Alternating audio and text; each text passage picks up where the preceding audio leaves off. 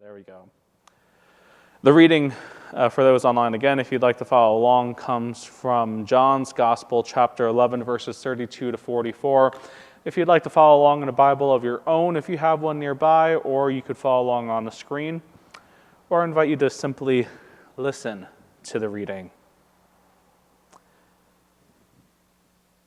When Mary came where Jesus was and saw him, she knelt at his feet and said to him, "Lord, if you had been here, my brother would not have died." When Jesus saw her weeping and the Jews who came with her also weeping, he was greatly disturbed in spirit and deeply moved. He said, "Where have you laid him?" They said to him, "Lord, come and see." Jesus began to weep. So the people said, "See how he loved him." But some of them said, "Could not he who opened the eyes of the blind man have kept this man from dying?" Then Jesus, greatly again disturbed, came to the tomb. It was a cave, and a stone was lying against it. Jesus said, "Take away the stone." Martha, the sister of the dead man, said to him, "Lord, already there is a stench because he has been dead for 4 days." Jesus said to her, "Did I not tell you that if you believed, you would see the glory of God?" So he took away the stone. And Jesus looked upward and said, "Father, I thank you for having heard me. I knew that you always hear me, but I have said this for the sake of the crowd standing here, so that they may believe that you sent me." When he had said this, he cried out with a loud voice, "Lazarus, come out." The dead man came out, his hands and feet bound with strips of cloth, and his face wrapped in a cloth. And Jesus said to them, "Unbind him and let him go." Friends, this is the word of the Lord.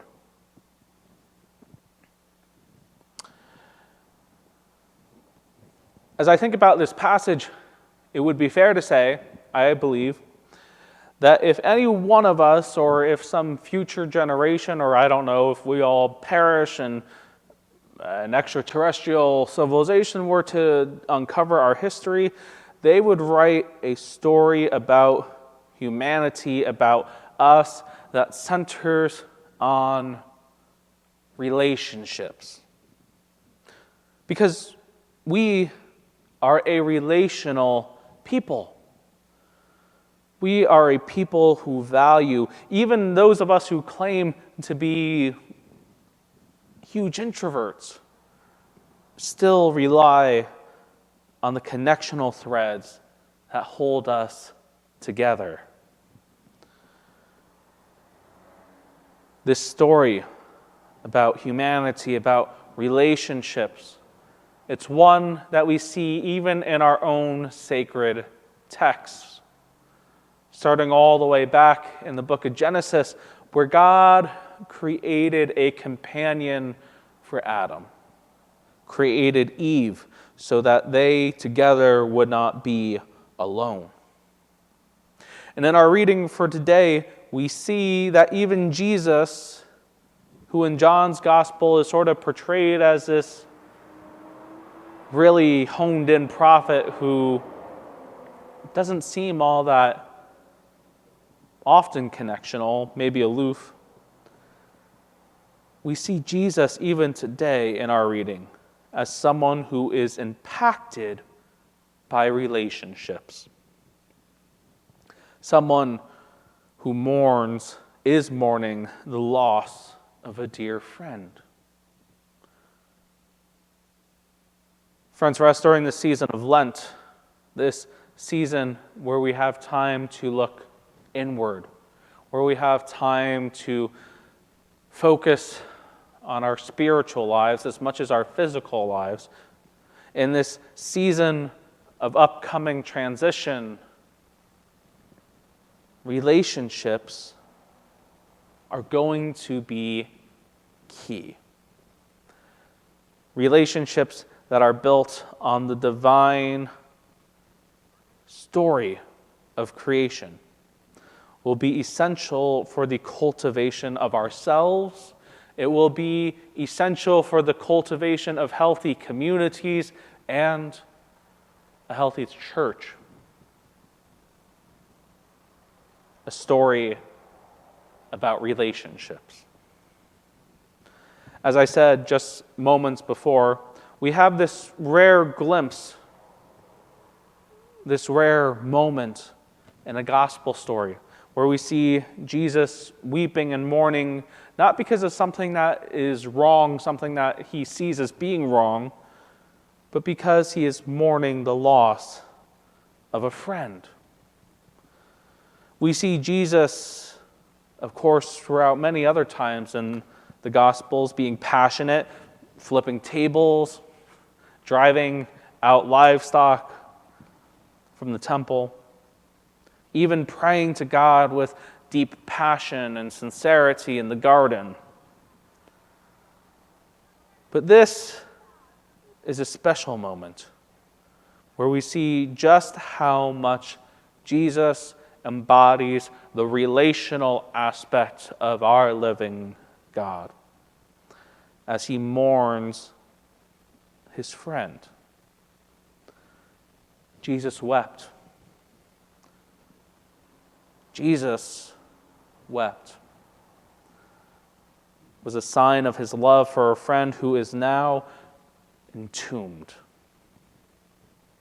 It was a sign as well for us, a sign for us in this moment, to serve as a reminder of just how much our living God cares for us. How much our God as well weeps for us. How much our God weeps for us and stands at the tomb, our tombs, to call us out into the light. Tombs of our own making.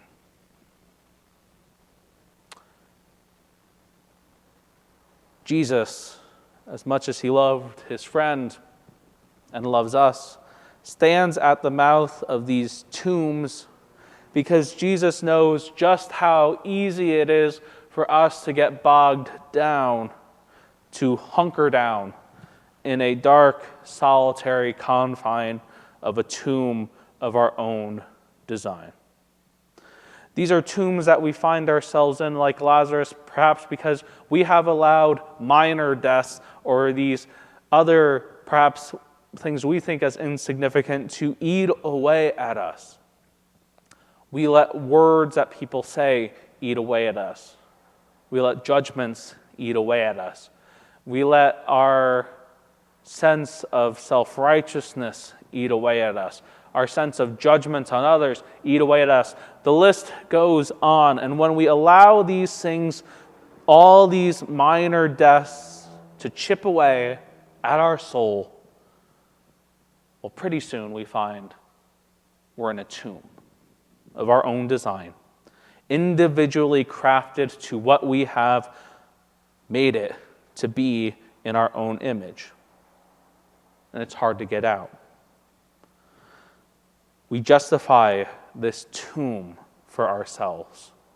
We justify it because we try to answer questions or wrestle with questions of what could have been, what was, questions of how or why.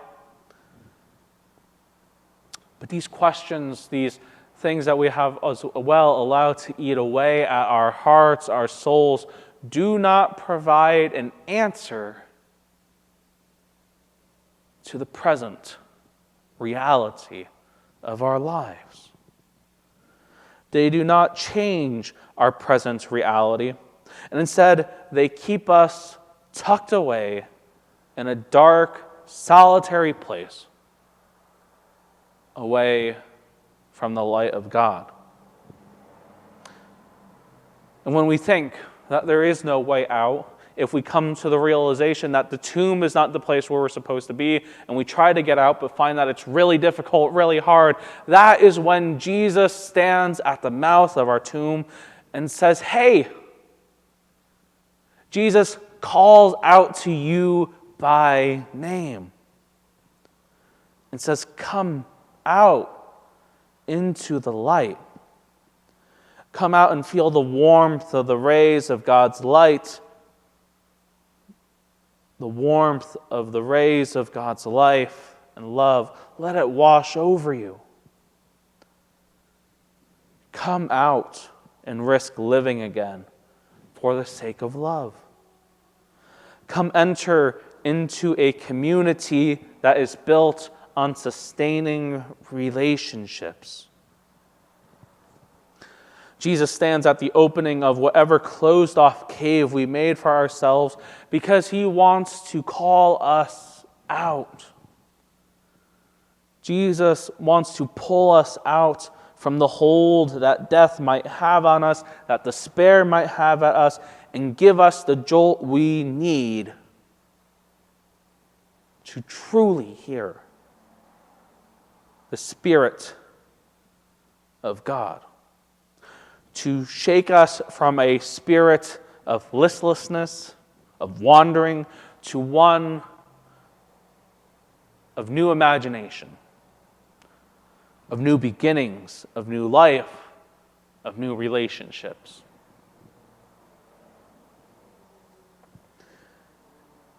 You know, as miraculous as it was, though, to have Jesus stand at the mouth of the tomb, calling out to Lazarus, shouting out his name, Jesus was not the only one who was a part of this narrative from John's Gospel. If you're paying attention, you would realize that the resurrection of Lazarus from the damp and darkened tomb was a community endeavor. It was a community event. It wasn't done alone. Jesus stands at the front and commands Lazarus to come out, but who else is there to greet him? It might be fair to say that his friends, his family were there, a fellowship of others who were there to bear witness to this miraculous sight. Imagine yourself just in Lazarus' position as you are called out from the tomb by Jesus.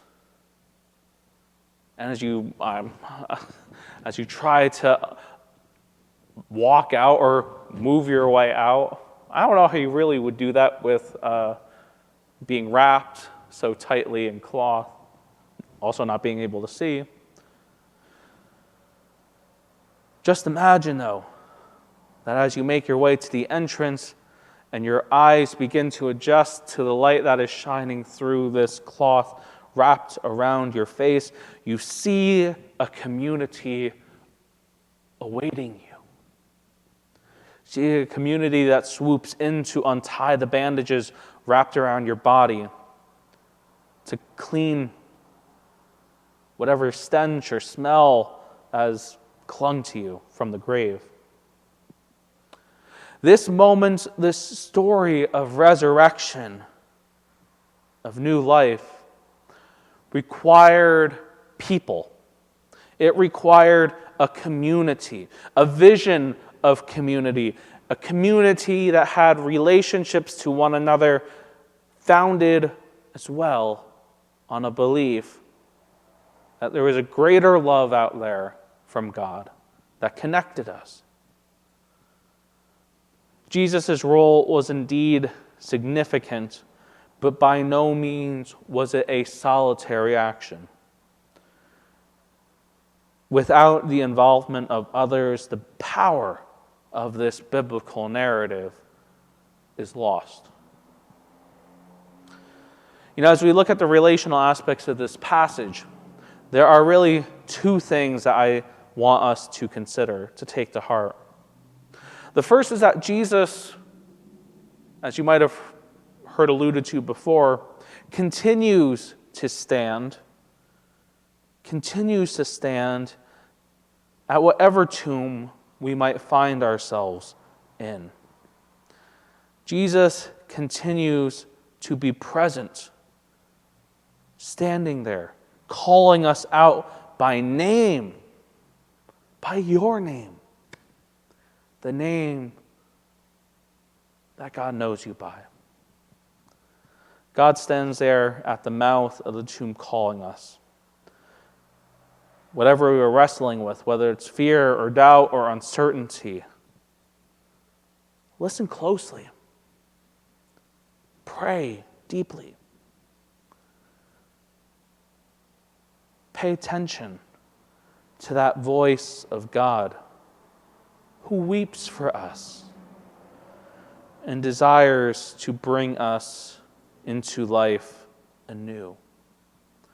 And do not forget that it is this living God who, as distant as they might feel at times, is still walking by our side through the pains and glory of life.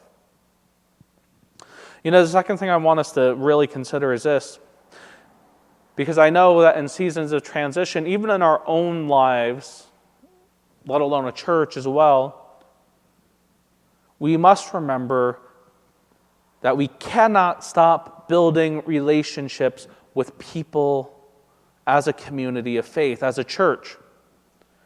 I know that periods of transition are complicated. They can be fearful. They can be long.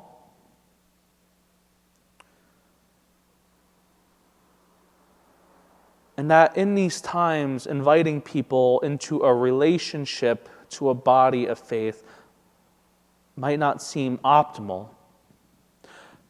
But Jesus is calling to you to be that community who unbound, who unwrapped Lazarus. That calling of participating in the resurrection, that calling is still for you. Just because there is a season of change does not mean we stop the work of resurrection. It does not mean we stop being a community of people who rushes in to do the work of resurrection and unbinding. It does not stop. The relationships you have formed here and will continue to form will bear witness to the resurrection hope we are waiting to celebrate at Easter. And friends, that is a sacred calling. It is a sacred calling that does not stop because this church is without a pastor or because this church is in a season of new beginnings. So please continue to listen, to pray, to build relationships that undo bindings and bring people into the light. The deep relationships Jesus calls us to care about involve taking risks. They include personal investment and a willingness, a daring to see the world through new eyes, which we cannot do from a solitary tomb. The challenge for this season will be to listen hard for the voice of Jesus calling out to us. The voice of Jesus that calls out to us to reinvigorate us, to help hone in our sense of who we are as a people, to do the work of resurrection. And we are not the first people who've had to wrestle with this. But as those who've come before us had also listened, had also been called out by Jesus, by God, they learned too new ways to lean hard into the vision that God was casting. May we too learn to lean hard into the ways where the Spirit of God is calling us to act. As we remember how much God values and cherishes a relationship with us, may we give thanks. And in offering thanks, take the following steps necessary to be a part of something that helps others find a way out of their tombs as well, as we live our lives together. May we do so with the hope, I should say. Let us do it with the hope. And when we live into this sacred calling, the tears of Jesus will not be ones of mourning or sadness, but of celebration and joy.